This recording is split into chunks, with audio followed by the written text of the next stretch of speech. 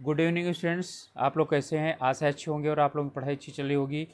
Students, आप सब लोगों का एक बार फिर आपके अपने ऑनलाइन प्लेटफॉर्म प्रयाग एकेडमी में बहुत बहुत स्वागत है। और आप लोग जानते हैं कि हम लोग उत्तर प्रदेश पीसीएस प्रारंभिक परीक्षा के प्रीवियस ईयर क्वेश्चन पेपर हल कर रहे थे। तो इसी कड़ी में आगे हम आज उत्तर प्रदेश पीसीएस प्रारंभिक परीक्षा के 2002 का प्रश्न पत्र हल करेंगे, सामान्य अध्ययन का। तो चलिए अब शुरुआत करते हैं। ठीक है, पीसीएस प्री परीक्षा उत्तर प्रदेश 2002 जीएस का यानी कि प्रथम प्रश्न पत्र। तो पहला प्रश्न है, जल के अंदर वायु का बुलबुला व्यवहार करता है किस प्रकार का? अपसारी लेंस जैसा। ठीक है, ये अपसारी लेंस जब उसमें द्रव में डुबोया जाता है, ठीक है, तो वो क्या करता है, उसके अंदर वायु भरी रहती है और वो अपसारी लेंस की तरह व्यवहार करता है। अगला है ध्वनि तरंगे क्या होती हैं? ध्वनि तरंगे ये ठोस तथा गैस दोनों माध्यमों में चल सकती हैं। तो ठोस, द्रव और गैस दोनों माध्यम में चल सकती हैं, निर्वात में नहीं चल सकती हैं।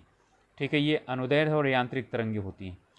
अगला प्रश्न है, विद्युत उपकरण में अर्थ का उपयोग होता है। तो अर्थ का उपयोग किस लिए होता है? सुरक्षा के लिए होता है। अगला है, इनमें से कौन सा ग्रह सबसे कम समय में सूर्य का चक्कर लगाता है? तो सबसे यानी कम समय में कौन लगाता है? जो सबसे नज़दीक होगा। तो बुध सबसे कम समय में लगाता है। अगला है, टेलीविज़न के दूरस्थ नियंत्रण, ठीक है, यानी रिमोट कंट्रोल में किस प्रकार की प्रकाश तरंगों का उपयोग किया जाता है? तो इसमें अवरक्त, ठीक है, अवरक्त किरणों का प्रयोग किया जाता है। रिमोट कंट्रोल जो यानी कि हाथ में लेकर के आप लोग चलाते हैं। अगला प्रश्न है, शहद का प्रमुख घटक कौन सा होता है? तो फ्रक्टोज होता है, यानी फल की शर्करा पाई जाती है इसमें। इनमें से कौन सा कोलाइड नहीं है? दूध भी कोलाइड है, ठीक है, खून भी है और आइसक्रीम भी है। शहद कोलाइड नहीं, ठीक है। कोलाइड एक तरह का विलयन होता है। ठीक है, निम्नलिखित में से कौन सी धातु चुंबक द्वारा आकर्षित नहीं होती? लोहा होती है, निकिल होती है, कोबाल्ट होती है, लेकिन एल्यूमिनियम नहीं होती। ठीक है, तो कौन सी नहीं होती? एल्यूमिनियम नहीं होती। लोहा, कोबाल्ट और ये निकेल, ठीक है, ये चुंबकीय धातुएं होती हैं। ठीक है, तो इससे चुंबक से आकर्षित होती हैं।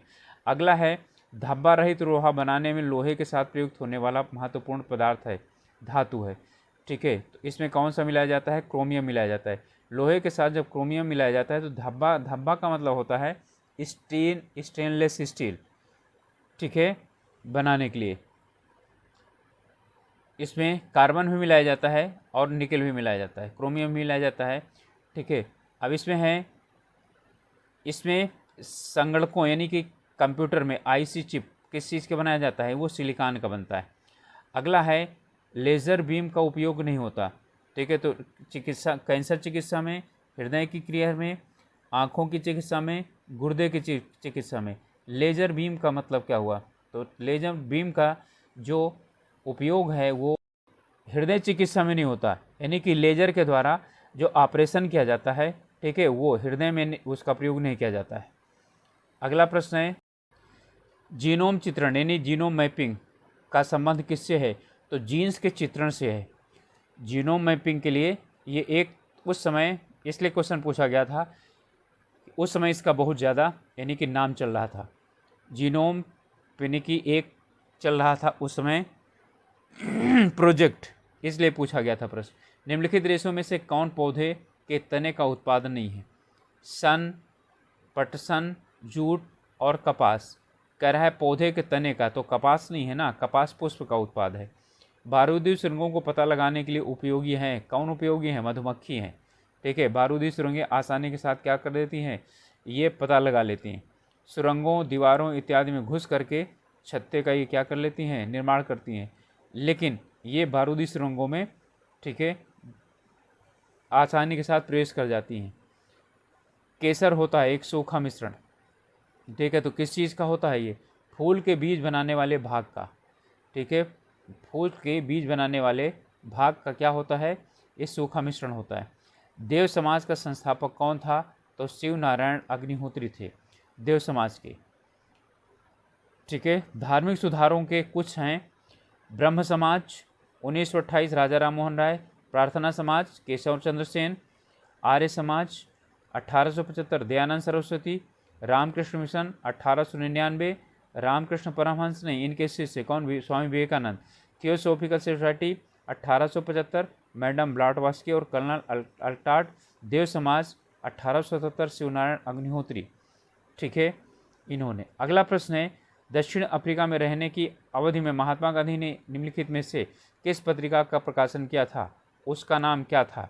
ठीक है, उसका नवजीवन तो होगा नहीं। ठीक है, उसका नाम था इंडियन ओपिनियन। ठीक है, अंग्रेजी में होती है, यानी कि वहाँ पर हिंदी, यहाँ होता भारत में तो हिंदी में हो सकती थी। अगला प्रश्न है, किस आंदोलन में सरदार वल्लभ भाई पटेल ने मुख्य भूमिका निभाई थी, तो किसमें निभाई थी, बारदोली सत्याग्रह में। ठीक है, प्रथम सत्याग्रही थे, द्वितीय सत्याग्रही कौन बने थे, वो जवाहरलाल नेहरू, पंडित जवाहरलाल नेहरू। ये बारदोली सत्याग्रह। अगला है, तैमूर ने किसके शासनकाल में भारत पर आक्रमण किया था, तो तैमूर ने, ठीक है, इसमें महमूद के समय में आक्रमण किया था, जो कि इसमें कोई भी नहीं है। और मोहम्मद बिन तुगलक अपनी राजधानी दिल्ली से कहाँ ले गया था, दौलताबाद लेकर गया था। ठीक है, कौटिल्य प्रधानमंत्री थे किसके, चंद्रगुप्त मौर्य के। अगला है, जजिया किसके शासनकाल में पुनः लगाया गया, तो औरंगजेब के शासन समय में पुनः लगाया गया था 1679 में। ठीक है, औरंगजेब ने फिर से लगा दिया था, और 1664 में अकबर ने क्या किया था, जजिया कर समाप्त कर दिया था। और फिरोज शाह तुगलक, ठीक है, प्रथम व्यक्ति था, यानी कि सुल्तान, जिसने कि क्या किया था, जजिया कर लगाया था। बुद्ध का जन्म कहाँ हुआ था, ये लुम्बिनी में हुआ था। और लुम्बिनी में इस बार पूछा जा सकता है, क्योंकि इस बार भारतीय प्रधानमंत्री वहाँ पर बुद्ध पूर्णिमा वाले दिन गए हुए थे। अगला प्रश्न है, 21 जनवरी को जन्म दिवस मनाया जाता है, किसका जन्म दिवस, गुरु गोविंद सिंह का जन्म दिवस मनाया जाता है। दिल्ली का कुबतुल इस्लाम मस्जिद के प्रांगण में उन्नत प्रसिद्ध लौह स्तंभ किसकी स्मृति में है, तो चंद राजा। ठीक है, और इसी को चंद्रगुप्त विक्रमादित्य नाम से जाना जाता है। लाल किले के निर्माण का श्रेय किसको दिया जाता है, तो लाल किले का निर्माण किसने किया था। अब यहाँ पर किसको पूछ रहा है, शाहजहाँ। ठीक है, ये दिल्ली के लाल किले की बात हो रही है, आगरा का नहीं। ठीक है, आगरा में लाल किले का निर्माण अकबर ने करवाया था 1566 में। योग दर्शन के प्रतिपादक थे, तो कौन थे, पतंजलि, और इन्होंने योग सूत्र लिखा था। दिल्ली का प्रथम मुस्लिम शासक कौन था, तो कुतुबुद्दीन ऐबक था। ठीक है, अगला है, शेर शाह का मकबरा कहाँ है, तो सासाराम बिहार में है। किस भारतीय क्रांतिकारी ने सुभाष चंद्र बोस को इंडियन नेशनल आर्मी के गठन के सक्रिय योगदान दिया था, तो कौन था, रास बिहारी बोस। ठीक है, इंडियन नेशनल आर्मी का सैनिक संगठन किसने किया था, रास बिहारी बोस ने किया था। नमक सत्याग्रह के समय गांधी जी कैद कर लिए गए थे, उस समय किसने आंदोलन के नेता के रूप में उनका स्थान लिया था, तो अब्बास तैयब जी। इन्होंने जो है नमक सत्याग्रह का मतलब क्या हुआ, सविनय अवज्ञा आंदोलन। काफ़ी संख्या में लोग अमृतसर के जलियांवाला बाग में 13 अप्रैल 1919 को एकत्रित हुए थे, किसके गिरफ्तारी के विरोध में।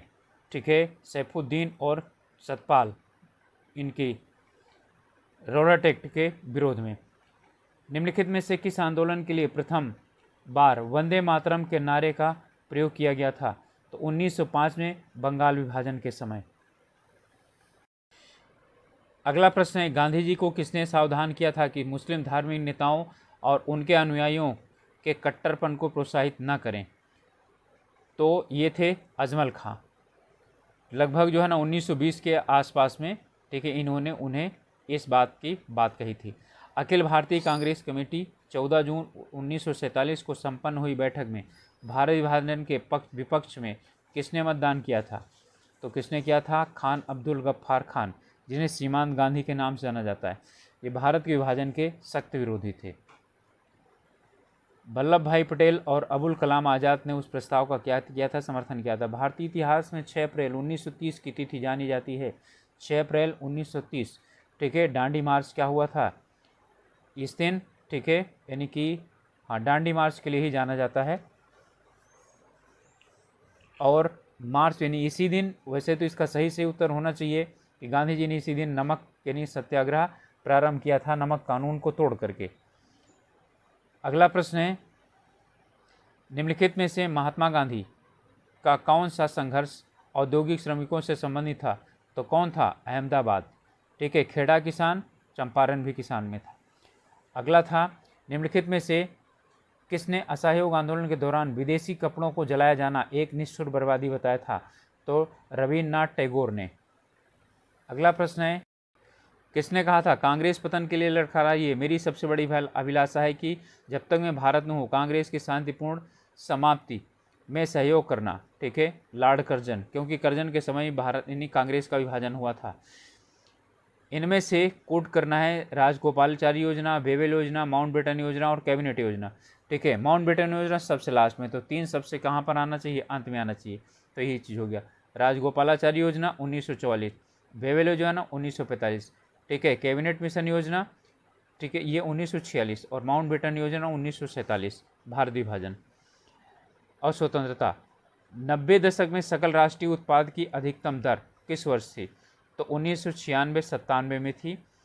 संविधान के किस अनुच्छेद में व्यवस्था की गई कि प्रत्येक राज्य शिक्षा के प्राथमिक स्तर पर मातृभाषा में शिक्षा के प्राथमिक स्तर को मातृभाषा में शिक्षा की सुविधाएं यानी उपलब्ध कराने की व्यवस्था करे?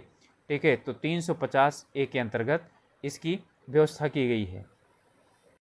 भारत का संविधान कब बनकर तैयार हुआ? 26 नवंबर 1949 को। निम्नलिखित में से राष्ट्रपति किसकी नियुक्ति करता है? न्यायवादी की भी करता है, ठीक है, नियंत्रक एवं महालेखा परीक्षक की, राज्यपाल की, इनकी सबकी नियुक्ति करता है। राष्ट्रीय कांग्रेस के सर्वप्रथम मुस्लिम अध्यक्ष कौन थे? तैयब जी, ठीक है, बदरुद्दीन तैयब जी थे। 1885 में कांग्रेस की जो पेनिकी हुआ था अधिवेशन, उसमें इन्होंने अध्यक्षता की थी। ठीक है, 85 में पहला अधिवेशन हुआ था व्योमेश चंद्र बनर्जी, 86 में दूसरा अधिवेशन दादा भाई नौरोजी, 87 में मद्रास के तीसरे अध्यक्ष थे जिससे यानी कि बदरुद्दीन तैयब जी। अगला है, अंग्रेजी शासन के दौरान आर्थिक दोहन के सिद्धांत का विचार का प्रतिपादन किसने किया था? तो किसने किया था? इसमें दादा भाई नौरोजी ने किया था। ठीक है, इनकी पुस्तक का नाम कौन था?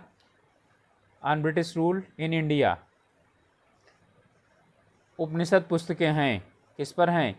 उपनिषद जो है ना धर्म पर है, न योग करना विधि पर, कहाँ पर हैं? दर्शन पर उपनिषद। ठीक है। अगला है, निम्नलिखित प्रस्तावों में किसमें संबंधित है? संघीय बजट से निंदा प्रस्ताव, ध्यानाकर्षण प्रस्ताव, कटौती। कटौती ही है। ठीक है, ये सब क्या है? ध्यानाकर्षण, स्थगन और निंदा प्रस्ताव ये सामान्य जो पेनिकिस सत्र होते हैं उनके लिए होता है। दादा साहब फाल्के पुरस्कार 2000 का किसको दिया गया था? तो आशा भोसले को दिया गया था। ठीक है, इनमें से किस अधिनियम के द्वारा किसी ठीक है पार्टी के टिकट पर निर्वाचित सदस्य को दल बदल करने से रोका गया है? तो 52वां संविधान संशोधन 1900 ठीक है 85। इसके बाद है, कोषीय परिचालन में दक्षता एवं कार्य क्षमता के लिए किस बैंक को एशियन बैंक अवार्ड 2001 प्रदान किया गया था? ठीक है, तो ये था भारतीय औद्योगिक विकास बैंक यानी IBDI बैंक। अगला है, भारत सरकार बजट के कुल घाटे को सबसे अधिक योगदान है, तो सबसे अधिक किसका योगदान है? राजकोषीय घाटा। अगला है, UNDP united national development programme के अनुसार मानव विकास सूचकांक में भारत का 2001 में स्थान कौन सा है? ठीक है, तो उसमें तब 121 से 125, अब तो फिक्स है, ठीक है, कि इतना होता है और ये आना चाहिए। अगला प्रश्न है, कौन सा राज्य गेहूं का सबसे बड़ा उत्पादक है? तो उत्तर प्रदेश गेहूं का सबसे बड़ा उत्पादक है। ठीक है, स्वर्ण जयंती ग्राम स्वराज योजना कब प्रारंभ हुई थी? 1999 से, अप्रैल 1999 से प्रारंभ हुई थी। ठीक है, ग्रामीण में रहने वाले लोगों को स्वरोजगार प्रदान करने के लिए था। एक कौन सा मौलिक अधिकार नहीं है? ठीक है, तो कौन सा है? संपत्ति का अधिकार मौलिक अधिकार है, सिर्फ कानूनी अधिकार है। ठीक है, इसका वर्णन किस में है? 300 का के अंतर्गत। बंधुआ मजदूर उन्मूलन अधिनियम किस वर्ष स्थापित किया गया था? तो ये 1975 में स्थापित किया गया था। अक्टूबर 2001 भारतीय रिजर्व बैंक द्वारा बैंक रेट 7% से घटाकर कितना किया गया? 6.5%। ठीक है, और इस बार भी बैंक रेट जरूर पूछेगा क्योंकि परिवर्तन किया है RBI ने। अगला प्रश्न है, भारत ने बीमा व्यवसाय के नियमन के लिए क्या गठित किया गया है? इसे गठित किया है इंश्योरेंस यानी नियमन निगम को। गिल्ड एज्ड बाजार किससे संबंधित है? ठीक है, तो गिल्ड एज किससे संबंधित है? निगम ऋण पत्र से। भारत में चिश्तिया सूफी मत को किसने स्थापित किया था? तो ख्वाजा मोइनुद्दीन चिश्ती। इनकी दरगाह बताइए कहाँ है? अजमेर में है। अगला प्रश्न है, निम्नलिखित में से कौन बीजगणित के क्षेत्र में अपने योगदान के लिए विशेष रूप से जाना जाता है? तो भास्कराचार्य थे। ठीक है, बीजगणित पूछ रहा है, गणित नहीं पूछ रहा है। ठीक है, अगला है, राधा स्वामी सत्संग का संस्थापक कौन था? तो ये शिव दयाल साहब थे। अगला है, निम्नलिखित में से कौन सा स्थल पार्श्वनाथ से संबद्ध होने के कारण जैन सिद्ध क्षेत्र माना जाता है? ठीक है, तो कौन सा है? सम्मेद शिखर। यहाँ पर जो है ना जैनियों के लिए ये अत्यंत पूज्य माना जाता है। यहाँ पार्श्वनाथ पहाड़ी बिहार में है और इसमें जैनियों के 23वें तीर्थंकर पार्श्वनाथ के नाम पर इस जो है पहाड़ी का नाम पड़ा था। अगला है, नैमिषारण्य तीर्थ निम्नलिखित में से किस जनपद में एक में उपस्थित है? तो सीतापुर, उत्तर प्रदेश के। ठीक है, सीतापुर में नैमिषारण्य है। अगला है, उत्तर प्रदेश में 10 की जनसंख्या में वृद्धि उच्चतम थी तो कब थी? 2091 से 1991 से 2001 में। अब उस समय थी वृद्धि दर 25.80% थी। अगला प्रश्न है, 2001 की जनगणना के अनुसार साक्षरता के संदर्भ में निम्नलिखित में से सही आरोही क्रम है? ठीक है, इन्हीं में से बताना था। तो बिहार, फिर उत्तर प्रदेश, राजस्थान और मध्य प्रदेश। ठीक है, यानी आरोही का मतलब क्या हुआ? बढ़ते हुए क्रम में। तो बिहार का सबसे कम, फिर उसके बाद उत्तर प्रदेश, फिर राजस्थान, फिर मध्य प्रदेश। इसके बाद है उत्तर प्रदेश में लिंग अनुपात का विभेद सर्वाधिक रूप से घटा। कब घटा? 1961 से 91 में।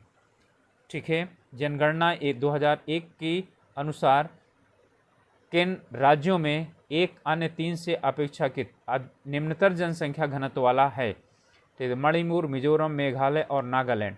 ठीक है, तो कौन सा? मिजोरम। ठीक है, यहाँ पर मणिपुर की जो जनसंख्या है घनत्व है 107, मेघालय में 103, मिजोरम में 42 और नागालैंड में 120। जनसंख्या में सर्वाधिक घनत्व वाला राज्य कौन सा है? तो कौन सा है? पश्चिम बंगाल। ठीक है, सबसे कम कौन सा है? वर्तमान में भी सबसे कम है हिमाचल, अरुणाचल प्रदेश। किस नगर के प्रदूषण करने वाले उद्योगों को प्राकृतिक गैस आधारित प्रौद्योगिकी में सर्वोच्च न्यायालय ने आदेशानुसार परिवर्तित करना होगा? तो कौन सा हुआ? आगरा को। ठीक है, क्यों? क्योंकि उससे वहाँ से निकलने वाले ठीक है प्रदूषण से ताजमहल को काफ़ी ज़्यादा नुकसान पहुँच रहा था। राष्ट्रीय वन नीति के भारत के कुल भौगोलिक क्षेत्र का कितने प्रतिशत वन रखने का लक्ष्य है? ठीक है, तो कितना? 1/3। ठीक है, यानी 1/3, लगभग 33%। ओजोन परत के विरिक्तीकरण के लिए उत्तरदायी नहीं है? CFC तो है। ठीक है, मेथिल क्लोरोफॉर्म, अग्निशमन में यानी प्रयुक्त हेलान, ये भी है। नाइट्रस ऑक्साइड नहीं है। ठीक है, नाइट्रस ऑक्साइड जो है ना हास्य गैस।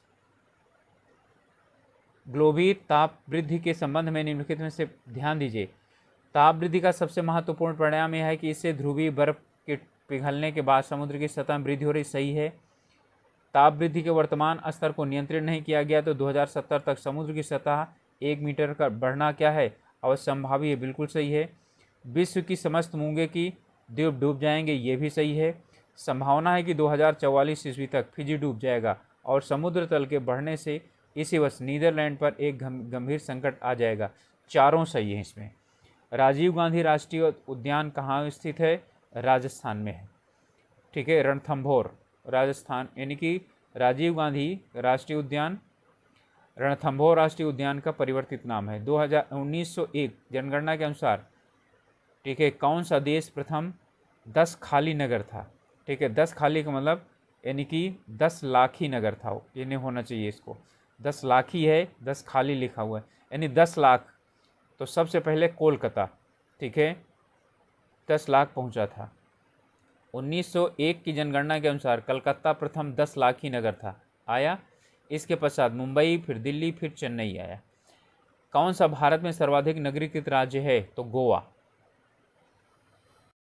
अगला प्रश्न है, भारत की नगरीय जनसंख्या संयुक्त राज्य अमेरिका की कुल जनसंख्या से अधिक है।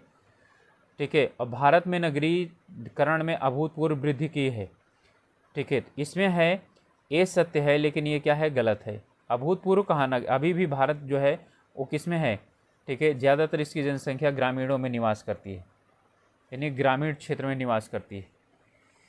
अगला प्रश्न है, भारत में नगरीकरण और औद्योगिकरण की वृद्धि के साथ अपराधों में भी वृद्धि हुई है। ठीक है, बिल्कुल सही है। औद्योगिक नगरीय अर्थव्यवस्था परिवार एवं सांस्कृतिक अव्यवस्था का कारण है। बिल्कुल, ये भी सही है, और ये इसकी व्यवस्था यानी व्याख्या करता है। अगला है, असीमा नगरीकरण औद्योगिकरण का अनुसरण करता है। ठीक है, विकासशील देशों में नगरीकरण स्वयं में एक आंदोलन है। ठीक है, ये दोनों सही हैं, लेकिन ये इसकी व्याख्या नहीं करता है। कौन सी विश्व की सर्वाधिक गहरी झील है?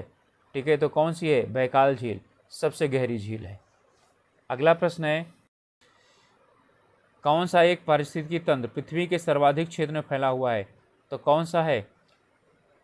इसमें सामुद्रिक क्षेत्र सबसे ज़्यादा क्या हुआ है? फैला हुआ है।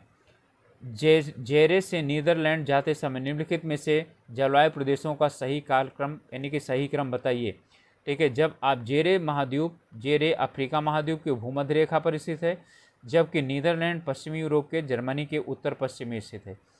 इस प्रकार जब जेरे से नीदरलैंड की तरफ चलते हैं तो जलवायु प्रदेशों का क्रम ऐसे पड़ता है: पहले भूमध्य रेखीय जलवायु, फिर उष्ण पर्णस्थलीय जलवायु, फिर भूमध्य सागरीय जलवायु, फिर पश्चिम यूरोपीय जलवायु। अगला प्रश्न है, कौन सा एक देश भौगोलिक रूप से अमेरिका में स्थित होने पर भी राजनीतिक दृष्टि से यूरोप का भाग है? तो कौन सा है? ग्रीनलैंड। अगला है, कौन सी मिट्टी चाय बागानों के लिए उपयुक्त नहीं है? तो कौन सी उपयुक्त नहीं है? अम्लीय मिट्टी। इसका मान 4 से 5-6 तक होता है। अगला है, निम्नलिखित में से कौन सा कथन सही नहीं है? जलवाष्प निचले वायुमंडल की परिवर्तित गैस है। सही है। अधिकतम तापमान की मेखला विषुवत रेखा के सहारे पाई जाती है। ठीक है, इसके बाद यहाँ पर तापमान सबसे अधिक होता है। शीतकटिबंधीय उभय गोलार्धों में, ठीक है, ध्रुवीय वृत्त एवं ध्रुवों के मध्य उपस्थित है। जेट वायुधाराएं अत्यधिक ऊंचाई की हवाएं हैं जो धरातलीय मौसमी दशाओं को प्रभावित करती हैं। ठीक है, तो इसमें जो है उत्तर हो गया बी, अधिकतम तापमान की मेखला विषुवत रेखा के सहारे पाई जाती है। ठीक है, ये इसमें से कौन सा सही नहीं है बल्कि कौन सा सही है ये होना चाहिए था प्रश्न। भारत में कितने राज्य एवं संघ शासित प्रदेश हैं? ठीक है, अब ठीक है, उस समय क्या था? अब 28 राज्य हैं और 8 केंद्र शासित प्रदेश हैं, यही है। ठीक है, अगला है, किस एक में पेट्रो रसायन उद्योगों के लिए आदर्श दशाएं पाई जाती हैं? तो गुजरात में पेट्रो रसायन के लिए। किस राज्य की सीमा बांग्लादेश से नहीं मिलती? मेघालय, त्रिपुरा, मिजोरम और मणिपुर। ठीक है, तो मणिपुर की नहीं मिलती है। ठीक है, मेघालय, मिजोरम, त्रिपुरा की सीमाएं क्या होती है? बांग्लादेश से मिलती है। मणिपुर की वर्मा से मिलती है। Indian institute of naturopathy and यौगिक साइंस कहाँ पर है? पुणे में है। भारत की निम्नलिखित में से कौन सी जनजाति प्रोटो ऑस्ट्रेलॉइड यानी प्रजाति से संबंधित है? तो कौन सा है? संथाल प्रजाति। टेहरी बांध उत्तरांचल प्रदेश के निर्माण में किया जा रहा है, तो कहाँ पर? भागीरथी नदी पर। वैसे भागीरथी और भिलंगना पर है। ठीक है, लेकिन मूलतः भागीरथी है, तो आप भागीरथी दिया जाएगा। 252 मीटर ऊंचा ये बांध है। भारत में सर्वाधिक कोयला भंडार पाए जाते हैं, कहाँ पर पाए जाते हैं? ठीक है, झारखंड में।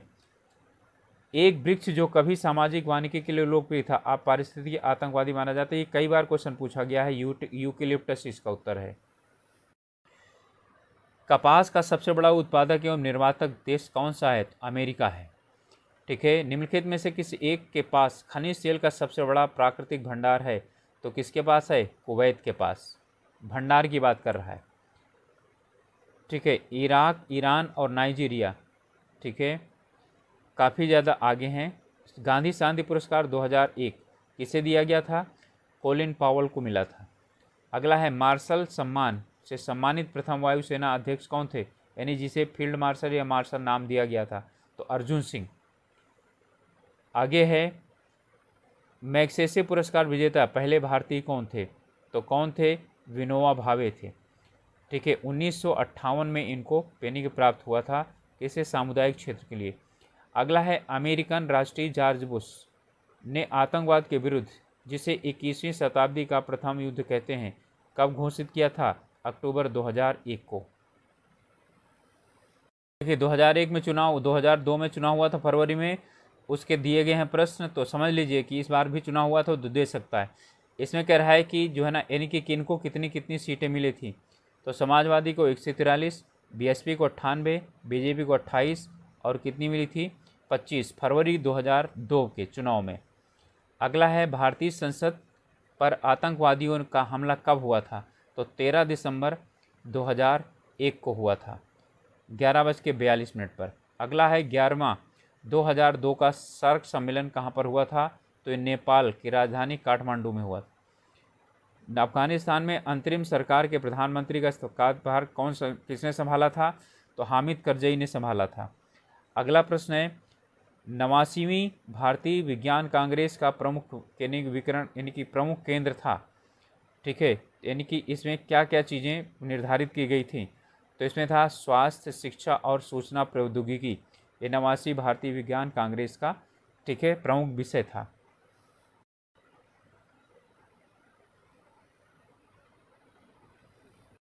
अगला प्रश्न है भारत में अणु बम के विकास संबंधित है, तो कौन, होमी जहांगीर भाभा। ठीक है, तो उन्होंने विकास में संबंधित हैं, इन्होंने तो क्या किया था, विस्फोट किया था। इन Tata institute of fundamental research की स्थापना इन्हीं की नेतृत्व में 1945 में की गई थी। 2001 विंबलडन का पुरुष एकल खिताब किसने जीता था, तो गोरान इवानसेविक ने जीता था। उत्तर प्रदेश में सरोज खेल पुरस्कार लक्ष्मण, ठीक है, उस समय किसने जीता था, तो ज्ञानेंद्र पांडे ने, क्रिकेट खिलाड़ी हैं, इन्होंने जीता था। ठीक है, ऑस्ट्रेलियन ओपन 2002 के विजेता कौन थे, तो थॉमस जोहानसन थे। गोधरा नरसंहार की घटना कब घटित हुई थी, 27 फरवरी 2002 को साबरमती एक्सप्रेस में घटी थी। ठीक है, अगला है एक दिवसीय मैच में विश्व में कौन अकेला ऐसा क्रिकेटर है जिसने 10,000 रन, 28 शतक और 100 विकेट लिए हैं। ठीक है, तो कौन था, सचिन तेंदुलकर। अब कुछ प्रश्न, ठीक है, सामान्य बौद्धिक क्षमता के हैं। उस वस्तु की कीमत क्या है जिसे 24 रुपये में बेचने पर लाभ प्रतिशत उसके लागत मूल्य के तुल्य हो जाता है। ठीक है, तो इसका उत्तर है 20 रुपये। ठीक है, तो 20 का जो है वो 4 कितने प्रतिशत है, लागत मूल्य के, यानी कि 20% है। अगला है एक व्यक्ति अपने घर से ऑफिस स्कूटर द्वारा 10-40 किलोमीटर प्रति घंटे की गति से जाता है, लौटते समय 20 किलोमीटर प्रति घंटे की तरफ आता है। यदि उसका घर आप 5 किलोमीटर है तो उसकी दोनों तरफ से यात्रा करने में औसत गति क्या थी, कुल दूरी बटे कुल समय। ठीक है, तो पहला वाला जो चाल थी वो कितनी है, 5/40, दूसरे 5/20। ठीक है, तो पहले वाले में 1/8 घंटा लगा था, दूसरे वाले में 1/4 घंटा, इन दोनों को जोड़ देंगे तो 3/8 घंटा। कुल दूरी कितनी हुई, 10। 10 को 3/8 से विभाजित कर देंगे तो 10 8 80/3। ठीक है, तो कितना हो जाएगा, 26 सही 2/3 किलोमीटर प्रति घंटा। अगला है इसका प्रतिशत, ठीक है, यानी 37.75% का, ठीक है, 37.5, ये कितना है इसका प्रतिशत। ठीक है, तो इसका 1000% है। ठीक है, इसका 1000% होगा, क्योंकि 1000 से गुणा करने पर कितना आ जाएगा, 375 आ जाएगा। अगला है प्रश्न, ठीक है, इसमें वह लघुत्तम संख्या बताइए जो इसका योग करने पर 13 से विभाजित हो जाए। इसे 13 से क्या करिए, भाग दे दीजिए, जितना बचे तो क्या हो जाएगा, वही हो जाएगा। ठीक है, तो इसका उत्तर है डी, यानी 5। फिर इसके बाद है रूस को छोड़कर निम्नलिखित में से कौन सा गणतंत्र परमाणु शक्ति संपन्न है, यूक्रेन, जॉर्जिया, बेलारूस और कजाकिस्तान। ठीक है, तो इसमें कौन कौन से हैं, यूक्रेन भी है, जॉर्जिया भी है, और कौन सा है, बेलारूस है, कजाकिस्तान नहीं। ठीक है, उसके पास परमाणु शक्ति नहीं थी। आगे है इस श्रृंखला में कौन सा, यानी कि एक्स और वाई कौन सा होगा। तो यहाँ पर 6, 16, 9, इसे देखिए 6 3 9, 3 12 और 3 15 हो जाएगा।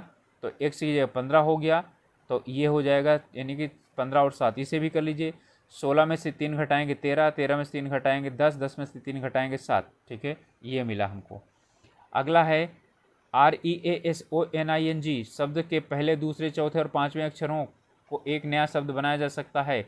शब्द के प्रथम और अंतिम अक्षर को इंगित करिए।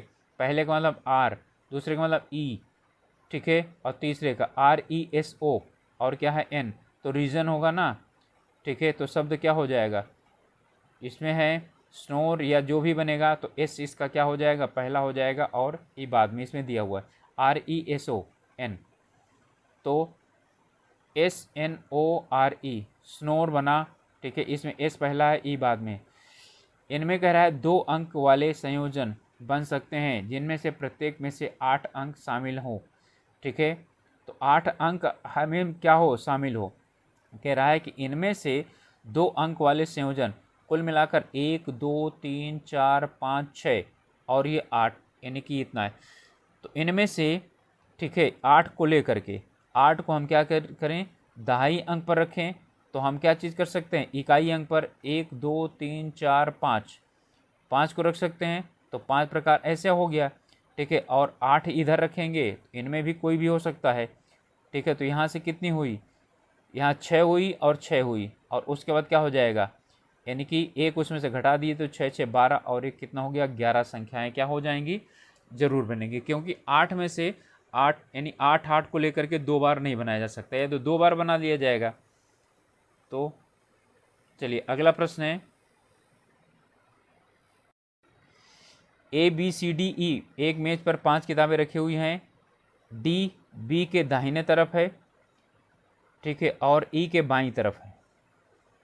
A C B के मध्य है, ठीक है, तो मध्य में कौन सी होगी, A C, यानी A B और C के बीच में है, तो A C और B के बीच में कर लीजिए।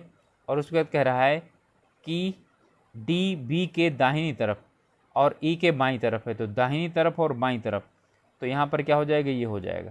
ठीक है, C A B और D E, तो बीच में कौन सा है, B है। अगला प्रश्न है, पिता की आयु अपने पुत्र की आयु के 4 गुनी, 5 और पश्चात पिता की आयु पुत्र की आयु की 3 गुनी होगी। पिता की वर्तमान आयु कितनी है।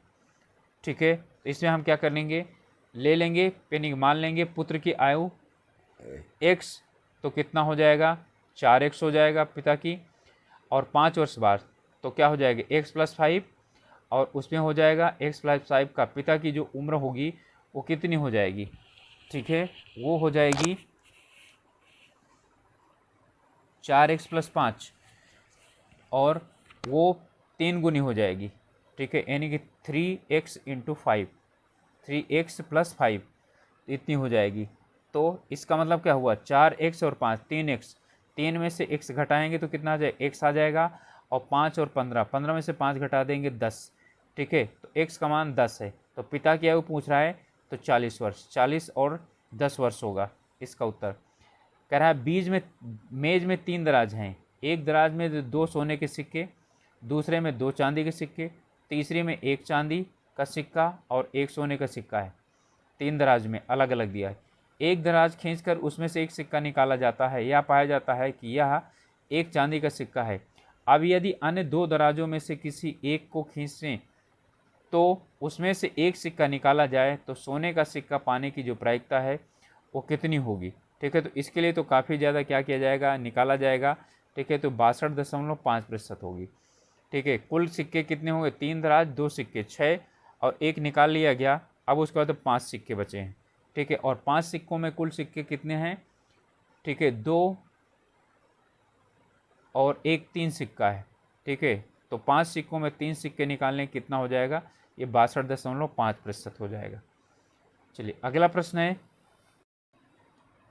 120 मीटर लंबी रेलगाड़ी 54 किलोमीटर प्रति घंटे की रफ्तार से चलती है। 130 मीटर लंबे पुल को पार करने में कितना समय लगेगा, तो 130 और 110 कितना हो गया, 240, और 240 और, ठीक है, कुल दूरी 240 और चाल है 54, तो 54 हो गया, तो 54 गुणे कितना हो जाएगा, इसे किलोमीटर प्रति से यानी कि किलोमीटर है तो मीटर प्रति सेकंड में क्या कर देंगे, बदल देंगे। ठीक है, तो मीटर प्रति सेकंड में जब बदलेंगे तो उसमें 18 बटे हो जाएगा 5। ठीक है, तो 18 बटे 18 तिक का 54। ठीक है, और 3 अठे 24। ठीक, तो कुल कितना हो जाएगा, ये 4 चौक 16, तो कितना आया, ठीक है, ये 16 सेकंड हो जाएगा। अगला प्रश्न है, दो रेलगाड़ी दिल्ली से चलती हैं, एक रेलगाड़ी पश्चिम की ओर जाती है तथा दूसरी उत्तर की ओर जाती है। ठीक है, देखिए कह रहा है एक दूसरे की चाल 5 किलोमीटर प्रति घंटा अधिक है, 2 घंटे बाद उनके बीच की दूरी 50 किलोमीटर है, तो दूसरी रेलगाड़ी की औसत चाल बताइए। ठीक है, इसमें क्या बनेगा, समकोण त्रिभुज बनेगा। ठीक है, क्योंकि वहीं से दोनों के मध्य, क्योंकि एक उत्तर की तरफ जा रही है, एक पश्चिम की तरफ जा रही है, तो हमारा क्या बनेगा, यानी कि एक ऐसे जा रही है, एक इधर जा रही है, तो यहाँ पर ठीक है 50 किलोमीटर है, तो 50 किलोमीटर दोनों कितने घंटे में चलती हैं, 2 घंटे में चलती हैं। ठीक है, यहाँ से 50 हो गया। ठीक है, अब इसके बाद यदि हम इसमें से क्या करें, इनको निकालें तो ठीक है, x किलोमीटर, एक तो x हो जाएगा, एक x प्लस 5 हो जाएगा, तो x की स्क्वायर प्लस x प्लस 5 का होल स्क्वायर इक्वल टू 50 का स्क्वायर। अब यहाँ से क्या हो जाएगा, x का निकल जाएगा। ठीक है, तो इसमें हो जाएगा, और 2 घंटे में है तो 2 से क्या कर देंगे, गुणा कर देंगे, तो इसका हो जाएगा 15 किलोमीटर, ठीक है, प्रति घंटा। तो यहाँ पर कितना है, 15 किलोमीटर प्रति घंटा है औसत चाल उसकी। अगला प्रश्न है, यदि दो संख्याओं का गुणनफल 320 है और उनका अनुपात जो है वो 1:5 है, तो उनके वर्गों का अंतर क्या होगा। ठीक है, तो उनके यानी कि संबंध 1:5 है, तो 5 1 6। ठीक है, इससे हम क्या चीज़ करेंगे, इसमें 5 और 1 6, इसको यानी कि विभाजित कर देंगे तो कितना आ जाएगा। ठीक है, यानी कि 64, 5 से विभाजित करेंगे तो 64, पहली वाली कितनी होगी, 64 हो जाएगी, और जो दूसरी वाली हो जाएगी। ठीक है, अब इसमें कह रहा है कि तो उनके वर्गों का अंतर कितना होगा, तो 64 वाली का कितना हो जाएगा, 8 हुआ। ठीक है, यानी पहली वाली 64 आएगी और दूसरी वाली क्या चीज़ आएगी, 64 में से क्या करेंगे, इसको घटाएंगे। ठीक है, तो इसका हो जाएगा, यानी कि पहले वाले का वर्गमूल कितना आया, 8 आया, तो दूसरे वाले का वर्गमूल कितना आएगा, ठीक है 40 आएगा, क्योंकि 4 चौक 16। ठीक है, इतना हो जाएगा। अब इसका यानी कि 40 और 40 का कितना हो जाएगा, 8, तो 1600 में 64 घटाएंगे तो 136 आएगा। तो हमारा उत्तर हुआ कितना, 1536। अगला प्रश्न है, उत्तर प्रदेश में किसान भाई योजना लागू कब हुई थी। ठीक है, बहुत प्रश्न पूछा जाता है, ये कई बार पूछा गया, 1952 हुसैन में 1992 में। ठीक है, उत्तर प्रदेश में विक्रय आधारित अधिशेष अधिकतम है, तो किसमें अधिकतम है, गेहूं का विक्रय अधिशेष। ठीक है, यानी उसमें उत्पादन में प्रथम स्थान है, तो क्या चीज़ करता है, इसमें विक्रय अधिशेष चना, धान, चना और सरसों की तुलना में क्या होता है, अधिकतम पाया जाता है। कौन सा फसल चक्र पूर्वी उत्तर प्रदेश के लिए सर्वाधिक उपयुक्त है, पूर्वी उत्तर प्रदेश की बात कर रहा है, तो पूर्वी उत्तर प्रदेश में धान और मक्का, धान अथवा मक्का और गेहूँ। ठीक है, क्योंकि शीतोष्ण कटिबंधीय क्षेत्र में आता है, इसलिए यहाँ पर 112 सेंटीमीटर वर्षा होती है, तो धान बोया जाए अथवा मक्का बोया जाए, और उसके बाद क्या हो जाएगा, गेहूँ बोया जाएगा। ठीक है, अगला है, उत्तर प्रदेश में उगाई गई निम्नलिखित फसलों में किसकी अवधि न्यूनतम है, चना, अरहर, मसूर और मूंग। ठीक है, तो किसकी है, मूंग की न्यूनतम है। ठीक है, मूंग की इसमें न्यूनतम है।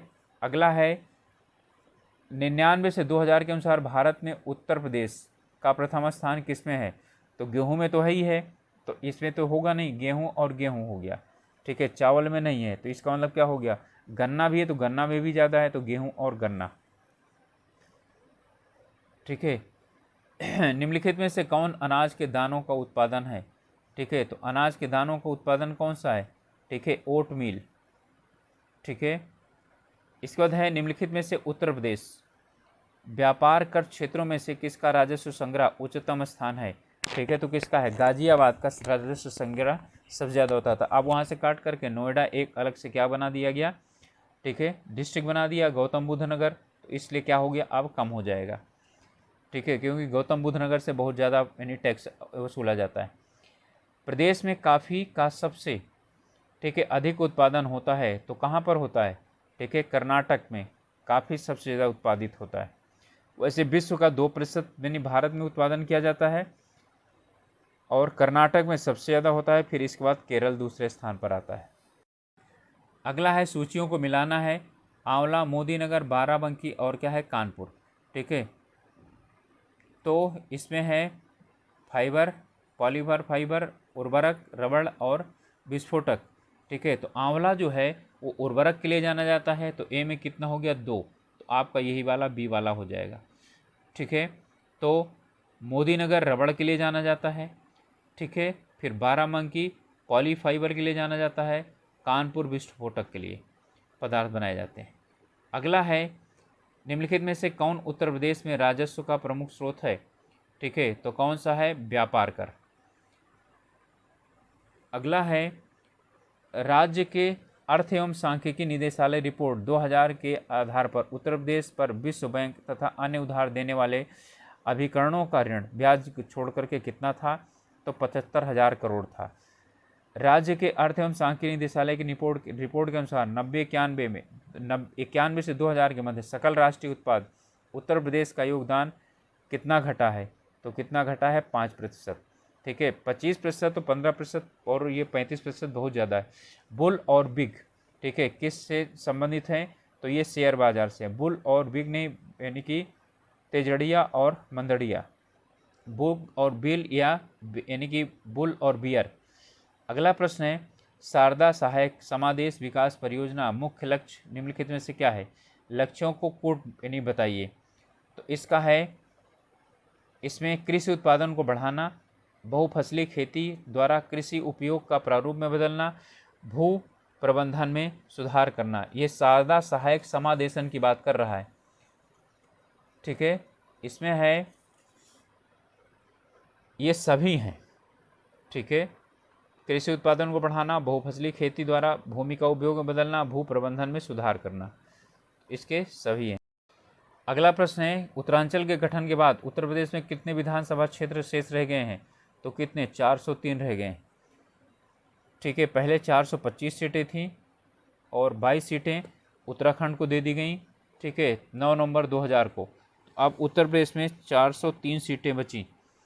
अगला है, निम्नलिखित में से किस हिंदू त्यौहार को थारू लोग शोक पर्व के रूप में मनाते हैं, तो कौन सा, दीपावली को। 13 फरवरी को महिला दिवस मनाया जाता है, किसकी स्मृति में, सरोजनी नायडू की स्मृति में। ठीक है, विश्व महिला दिवस की नहीं होती, भारत में महिला दिवस की बात करी जा रही, 13 फरवरी को मनाया जाता है। बांदा जनपद के पाठा क्षेत्र का मुख्य निवासी कौन है, वो कौन है, खरवार। ठीक है, बांदा जनपद के पाठा क्षेत्र में मुख्य रूप से खरवार जनजाति निवास करती है। ठीक है, और यहाँ की प्रमुख जो उपजातियाँ हैं वह हैं सूरजवंशी, ठीक है, पटबंदी, दौलतबंदी, खेरी, राउत, मोगती, मोजियाली, गोंजू, आर्मिया, ये हैं। इनके देवता हैं भदौस, बनसंती, इलाहादेव, ठीक है, और धस्सान और गोइया। जीटी रोड नहीं गुजरती है, इलाहाबाद से तो गुजरती है। ठीक है, और आगरा से भी गुजरती है, मुगल सराय से भी गुजरती, अलीगढ़ से नहीं गुजरती। ठीक है, तो अमृतसर से लेकर के जालंधर, अंबाला, दिल्ली, आगरा, इलाहाबाद, बनारस और मुगल सराय से होते हुए कलकत्ता तक जाती है। अगला प्रश्न है, अमीर खुसरो ने किसके विकास में अग्रणी भूमिका निभाई, तो खड़ी बोली। खड़ी बोली के प्रथम जो हैं ये क्या हैं, अमीर खुसरो खड़ी बोली के प्रथम कवि माने जाते हैं। अगला है, ग्रेनाइट पट्टियाँ तथा स्लेट बनाए जाते हैं, कहाँ बनाए जाते हैं, चुनार में। उत्तर प्रदेश में इंदिरा गांधी नक्षत्रशाला कहाँ पर अवस्थित है, ये लखनऊ में है। सुविख्यात ठुमरी गायक गिरिजा देवी का संबंध किससे था, तो बनारस घराने से। ठीक है, गिरिजा देवी बनारस घराने से संबंधित थी। ठीक है, निम्नलिखित में से किसका सुमेलित नहीं है, यानी कौन सा सुमेलित नहीं है, जोश मलिहाबादी सही है, रघुपत सहाय फिराक गोरखपुरी ठीक है, गोरखपुरी इलाहाबादी नहीं। जिगर मुरादाबादी, ठीक है। चक बस्त लखनऊ, ठीक है। तो स्टूडेंट्स इसका उत्तर होगा बी, ठीक है, फिराक सहायक, ठीक है, रघुपति फिराक सहायक, तो गोरखपुरी। तो ये हमारा था 2002 का उत्तर प्रदेश पीसीएस का प्रारंभिक परीक्षा का सामान्य अध्ययन का प्रश्न पत्र। आशा है आप लोगों को अच्छी तरह से समझ में आ गया होगा। अब आपसे यही आशा करते हैं कि आप लोग अपनी पढ़ाई अच्छी तरीके से करिए, स्वस्थ रहिए, ठीक है, और मिलेंगे अगले वीडियो में।